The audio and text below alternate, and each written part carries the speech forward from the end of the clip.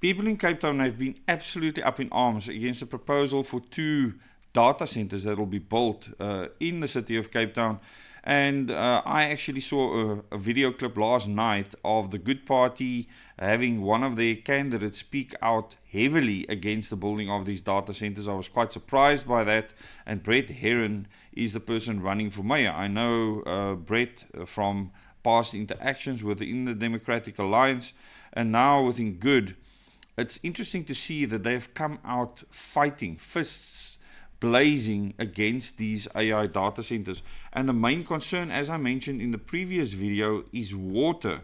Proposals for 2 controversial data centers approved in South Africa despite objections over water and electricity. So they have now gone and approved these data centers, and it's Equinix that will be building those data centers. And the important thing to remember is in the last presentation that I presented to 160 plus people, that we spoke about this Equinix development and the plans for the future of South Africa.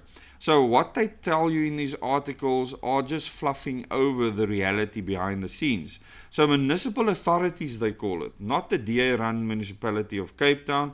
They call it municipal authorities in Cape Town has approved Equinix's proposal to develop 2 data centers in the city, despite objections from activist groups over the project's water use. So once again, water becoming a key thing. The electricity demand and environmental impact. So that Good councillor, and I'm not saying you should support Good, but the Good councillor specified the noise it'll be making, the heat dissipation and all of that type of thing. And this channel is in so much trouble for speaking about that in detail. So go and watch my past videos. I'm trying to keep things as acceptable for the YouTube algorithms as possible at the moment. The decision marks a significant step forward for the US listed company and its planned development in the King Air industrial area as demand for data center infrastructure rises across Africa. So what they do is they build these data centers and then they rent them out or make them available to other big tech companies. Here's a big kicker. Besides all the water it'll be using, it'll require 170 megawatts. Now that is a lot of power, and all of the City of Cape Town's plans to go off the Eskom grid makes no sense when this is the level of power that this data center needs 24/7. So the planned facility are expected to require about 170 megawatts of power capacity, making the project one of the largest proposed data center developments in South Africa. By comparison, Terraco, Africa's largest data center operator, has said it has about 189 megawatts of critical power capacity across all of its other campuses. So this is just one place. South Africa's grassroots movement, Housing Assembly, and UK-based technology advocacy group Foxglove, represented by the Legal Resources Centre, opposed the application during tribunal hearings.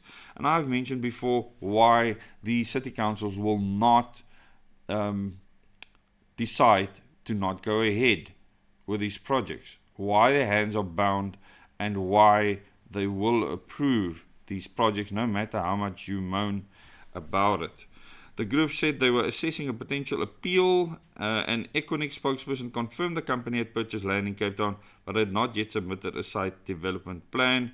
Well, I can tell you that the DA-run City of Cape Town will approve all of this, and me even mentioning the DA flags AI algorithms that punishes this channel. So please comment on this video. Tell me how you feel about these data centers. Do you want these data centers? Do you disapprove of these data centers? What are your opinion? I'm not going to give mine because it'll just get me into more trouble. But tell me in the comments. And the other thing that you need to consider is how foreign companies are getting involved now in the fight against these data centers. So in the end, what the people decide is what will happen. We can decide our entire future, not the government, not the City of Cape Town Council. It is always up to us. Thanks so much for watching. Till the next video.